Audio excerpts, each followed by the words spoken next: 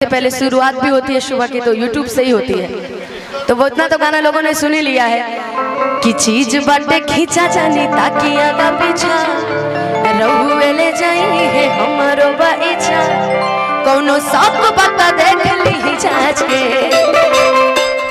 कि हम हाई दीवाना कली कांच के करेगा जय है पाँच के चल जय है नाच के। रूपा दीदी अगर आवाज सुन रही है तो मंच पे आ जाइए। और एक और गाना लोगों ने बहुत आशीर्वाद दिया था कि छपरा में छुअनी तो कुछ न भई कि बागी बलिया से मान हमर खुश न भई दसगरी से बेसहारा भइले यही खतियार आइले ये जानते दोबारा। तान्या दीदी डिस्टर्ब होती रहती है आरा का नाम सुन के, पता नहीं क्या दिक्कत है इनको। सासाराम का ओहो, चलिए उस गाने में सासाराम भी है। आइए एक और सुना देते हैं छोटा छोटा, उसके बाद तो गाना है क्या जी।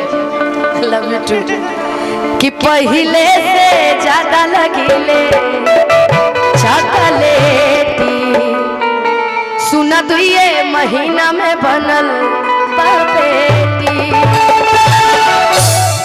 कि नहीं हर में रहलू टूटी टिहरी ससुरबा में गोटैलू ए जहां तलागे सहिए के बेलल रोटी खैलू ए जहां।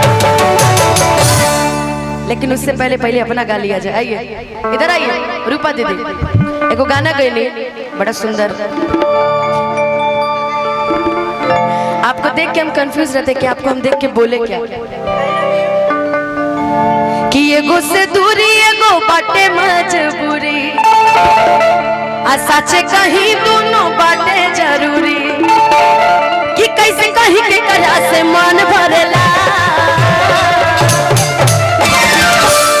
तो लड़कियां कहती है कि दोनों जिंदगी में जरूरी है। तान्या दीदी समझ रही होंगी बात की फीलिंग, बात को बुझ रही है ना कि कैसे कहीं के करा से मन भरेला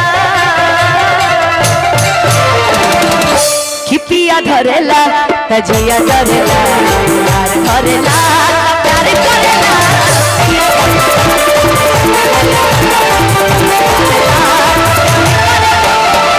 एगो से दूरी एगो बाटे मजबूरी सच कहीं दोनों बाटे जरूरी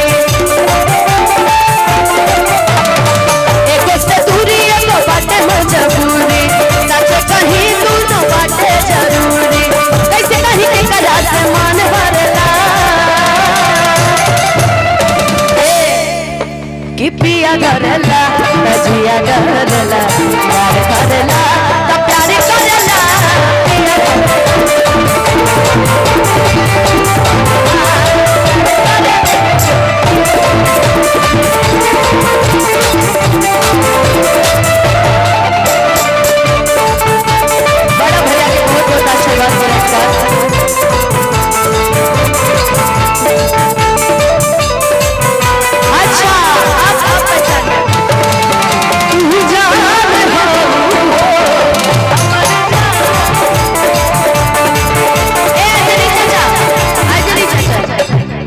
भैया हम ना जान पाने की सही, लेकिन भैया आप बुझा गए कि वाकई असल में दोनों जनी शेर बड़े भाई क्षेत्र के शेर है और बहुत बहुत आशीर्वाद पुरस्कार शुरू से मिलता है, ऐसा नहीं है। तो चाहेंगे कि एक बार हमारे दोनों भाइयों के लिए एक बार जोरदार ताली बजा दीजिए।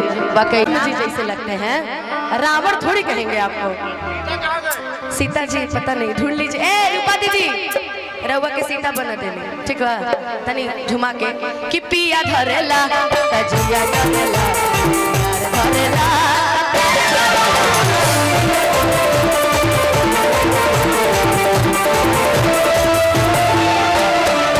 बउआ भैया की तरफ से बहुत बहुत आशीर्वाद पुरस्कार। ज्ञानेंद्र भैया कहाँ है भाई आपकी, आप मंच पे आइए जल्दी से जल्दी। हाँ ज्ञानेंद्र भैया मंच पे आ जाइए, आपको लोग बुला रहे हैं।